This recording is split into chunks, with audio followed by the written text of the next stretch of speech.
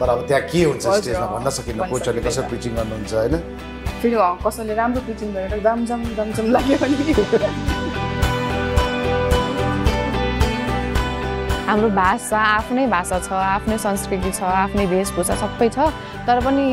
राज्यले चिनेको होइन कि मान्छेले चिनेको होइन कि भन्ने छ नि त त्यही भएर दुराले यो भोइसको प्लेटफर्मले चाहिँ अफकोर्स दुरा भनेको चाहिँ यस्तो रहेछ यतिको क्षमता भएको मान्छे रहेछ ठाउँ नपाएको रहेछ है भन्ने एउटा आभास दिन्छ होला जस्तो लाग्छ मलाई चाहिँ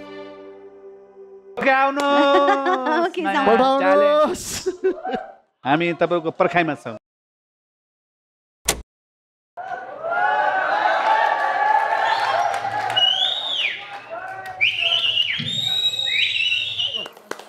ल